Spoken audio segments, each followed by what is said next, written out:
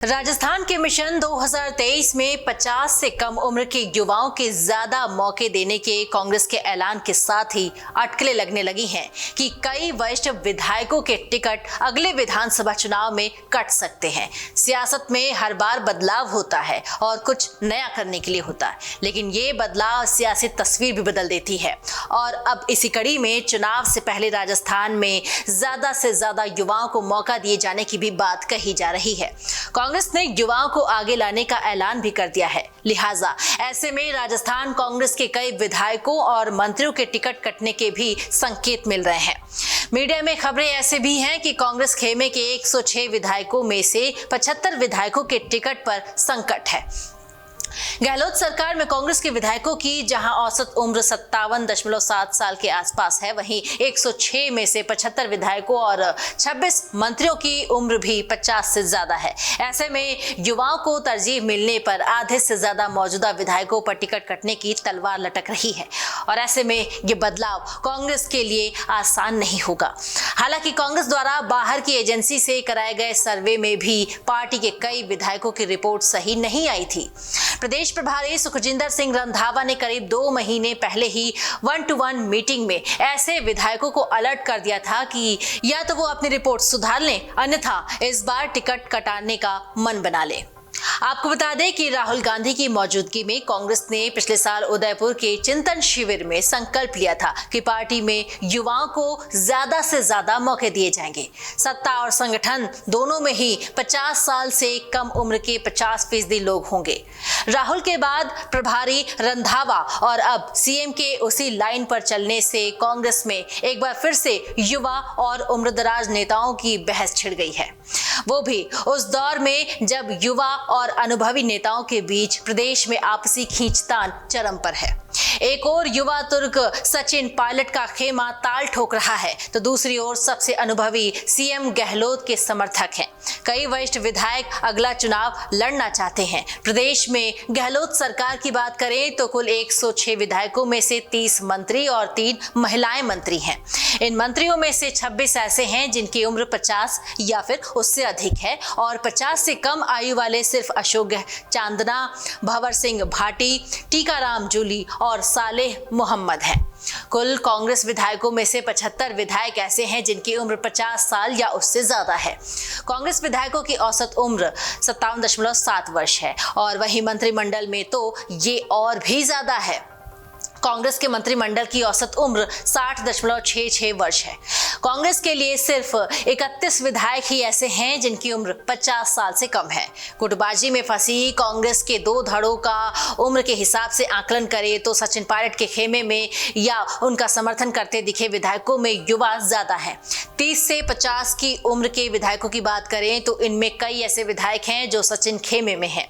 इनमें मुकेश भाकर, रामनिवास गावड़िया, दिव्या मदेरना, इंदिरा मीणा, वेद प्रकाश सोलंकी आदि शामिल हैं।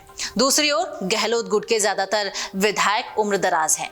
इनमें 25 सितंबर को हुई बगावत में अहम रोल अदा और नोटिस पाने वाले शांति धारीवाल और महेश जोशी भी शामिल हैं। कांग्रेस के 21 विधायक ऐसे भी हैं जिनकी आयु 40 से 50 साल के बीच है। इनमें पूर्व डिप्टी सीएम सचिन पायलट भी शामिल हैं और इनके अलावा वाजिब अली, संदीप यादव, प्रशांत बैरवा, पानाचंद मेघवाल, निर्मला सहारिया, मनोज मेघवाल, मंजू मेघवाल, मनीषा पंवार, महेंद्र सिंह बिश्नोई, इंद्राज गुर्जर, गिरिराज सिंह मलिंगा, राजकुमार शर्मा, कृष्णा पुनिया, चेतन डूडी आदि शामिल हैं। कांग्रेस में सबसे कम 30 से 40 साल के सिर्फ 10 विधायक हैं। करीब 32 साल परबतसर विधायक रामनिवास गावड़िया सबसे युवा हैं और उन्हीं के साथ ही लांडनू विधायक मुकेश भाकर की उम्र 34 साल है।